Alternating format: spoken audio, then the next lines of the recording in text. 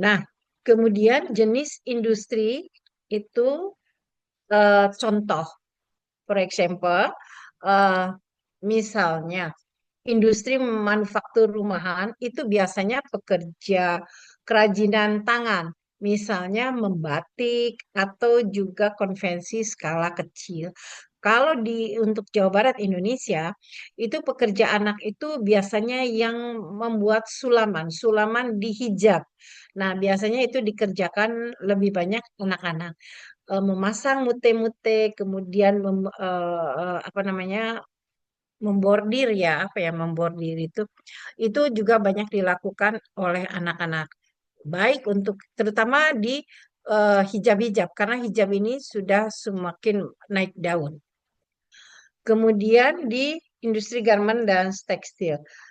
Nah, di garment dan tekstil itu buruh anak atau pekerja anak itu menjadi eh, pekerja yang tidak pasti jam kerjanya. Jadi jam kerjanya itu sangat panjang sehingga mereka tidak bisa bersosialisasi dengan teman-temannya sehingga mereka tidak bisa bersekolah.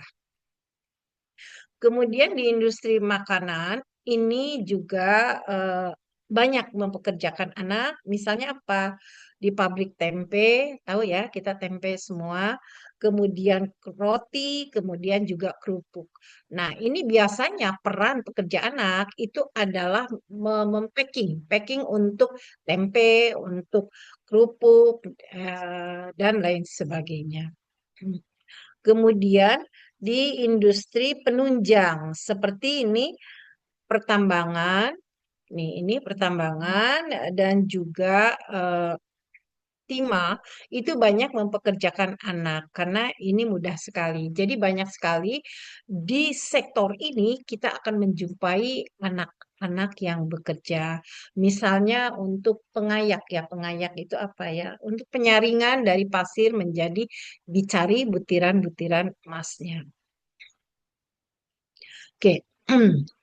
Kemudian kondisinya anak di di era industri ini lebih panjang, long working hours-nya itu lebih dari 8 jam. Kemudian ditempatkan di lingkungan yang berbahaya. Kemudian juga upah rendah. Tentu saja upah rendah karena anak-anak itu dikenal dengan upah yang rendah dan mereka tidak bisa protes. Kemudian statusnya adalah informal sehingga mereka tidak tercover dalam eh, apa namanya? Dalam asuransi. Mereka tidak punya asuransi dan mereka tidak ada jaminan sosial, tidak tercover.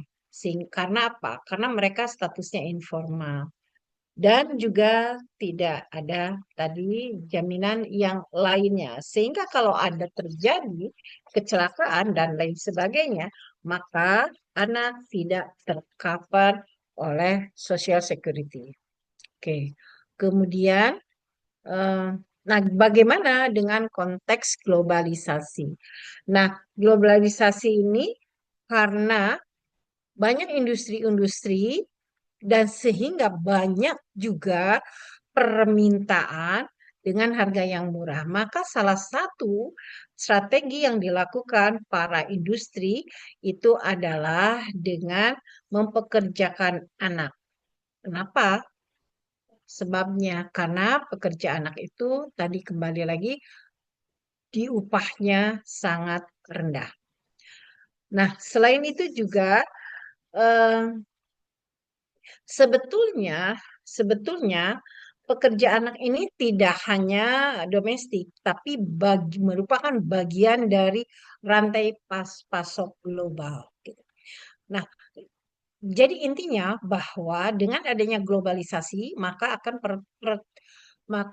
permintaannya itu akan meningkat. Nah, untuk mendapatkan biaya industri, maka mempekerjakan kerja anak. Oke. Nah, dampaknya, impactnya itu bagi anak dan bagi masyarakat.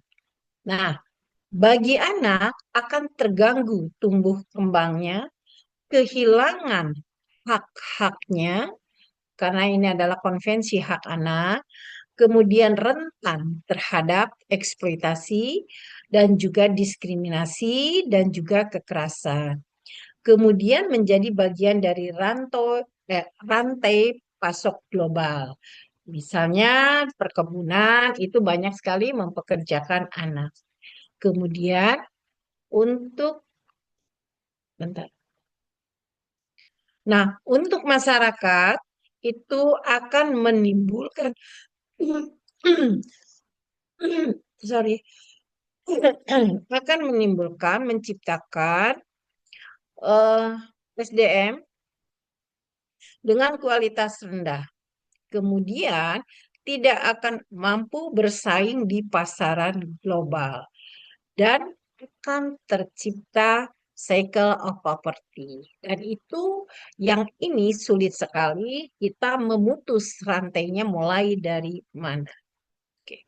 Sekarang bagaimana peran media dalam membangun konstruksi sosial?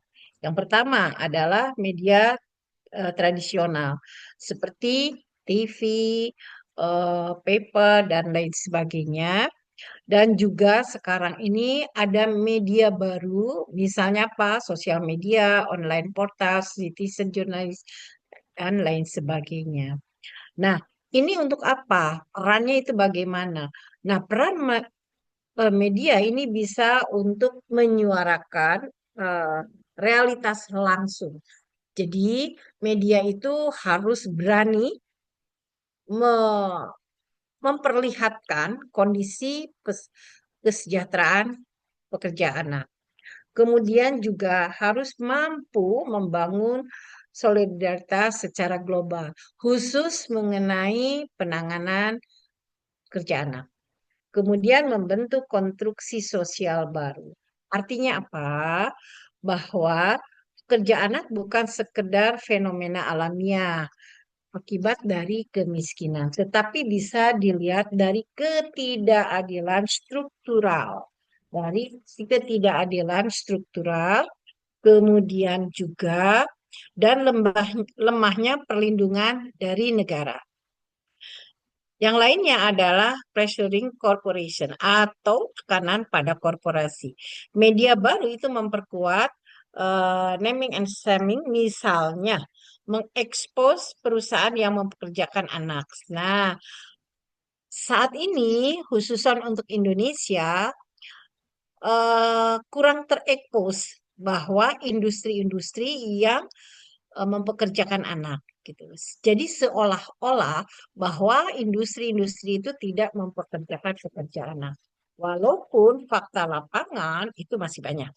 Nah, ini harusnya peran media, harusnya apa ya, berita itu di blow up gitu ya, supaya negara lain juga paham gitu. Nah, kemudian nah, konsekuensi dari konstruksi sosial melalui media itu konsekuensinya bahwa anak bekerja itu termasuk pelanggaran hak asasi, bukan hanya sekedar tradisi atau jalan hidup. Jadi, ini perlu peran media itu membangun bahwa pekerja anak itu bukan kaitannya dengan tradisi atau jalan hidup gitu. Tetapi ini merupakan pelanggaran terhadap hak anak. Kemudian tekanan publik juga eh, ini harus ada dari tekanan publik agar agar ketentuan dan kebijakan dari pemerintah itu bisa diimplementasikan secara efektif. Nah, media tidak hanya melaporkan reality, tapi juga membentuk cara kita mengartikan mengenai pekerja anak atau realitas anak.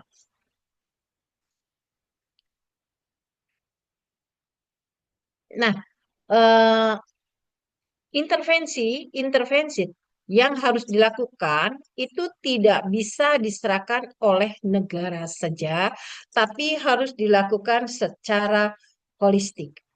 Pendekatannya, approach-nya tidak hanya dari legal hukum dan ekonomi saja, tetapi juga harus meliputi semua aspek. Karena apa? Karena pengaruh anak bekerja itu juga dipengaruhi berbagai faktor. Nah, eh, saya menyampaikan di sini ada alternatif dalam intervensi yang bercirikan multidimensi. Seperti apa? Nah, ini konsepnya saya bikin bahwa konsep untuk penanganan pekerja anak bukan bukan kanannya pada anaknya, tetapi kita menekan kepada keluarga, masyarakat, dan pemerintah. Dan dalam konsep yang saya gunakan, itu ada terkait dengan strength perspektif. Artinya apa? Individu, family, group, maupun community itu sebetulnya memiliki kekuatan-kekuatan yang bisa dioptimalkan. Sehingga mereka tidak masuk ke dalam lingkaran kemiskinan.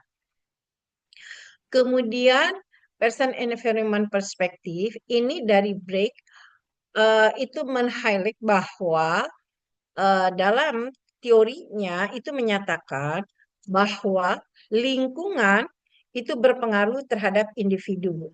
Tapi individu juga dapat mempengaruhi lingkungan. Artinya apa di sini? Bahwa lingkungan industri biasanya itu membuka peluang untuk anak bekerja. Tetapi individu juga dapat mempengaruhi lingkungan.